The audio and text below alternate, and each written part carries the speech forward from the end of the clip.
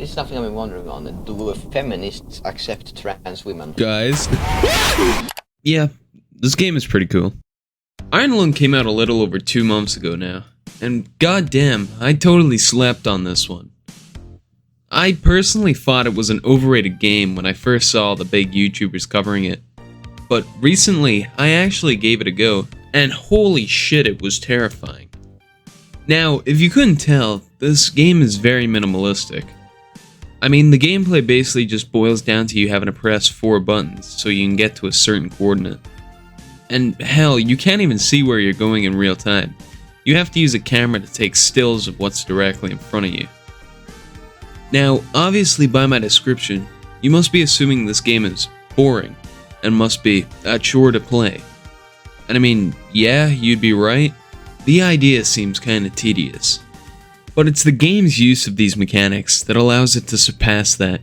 To push those ideas into the back of your mind and replace it with a primal fear of the deep. Now, before we move on, you must be wondering what the actual story of Iron Lung is. So, allow me to inform you.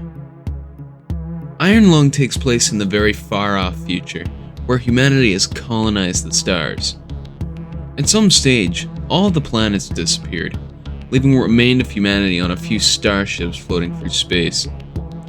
Recently, a moon with an ocean of blood was discovered by one of the handful of humans left in the universe. This has not been the first moon with a blood ocean, but scans indicate this one may contain very important resources.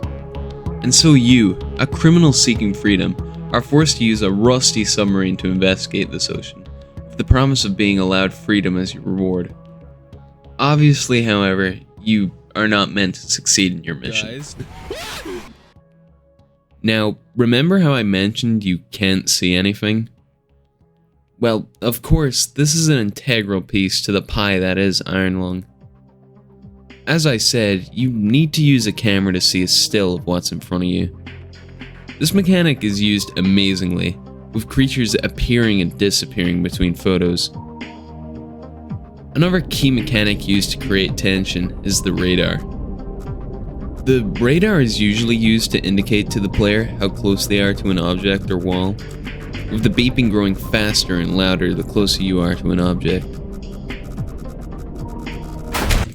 What the fuck?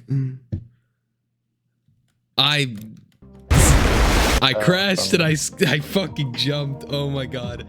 Now, imagine this. You're just moving through a big open cavern, devoid of anything, when your radar randomly tells you, hey dumbass, there's something moving right past you. I would shit myself. Now, combined, these two mechanics alone almost make the perfect formula for creating tension. However, there is one final thing that I'll tell you about. The ambience and the soundtrack. This game's ambience and music is amazing. It's objectively the strongest part of the Iron Lung formula. I mean, just listen to this music. Does it not succeed in making a chill run down your spine?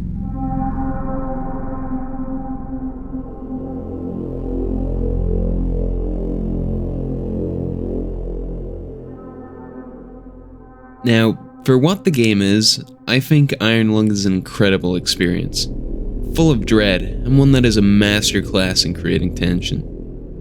Recently, David stated via Twitter that he planned to create more games in the Iron Lung universe, which will hopefully shed more light on the mysterious story of the game. But anyway, that's enough from me.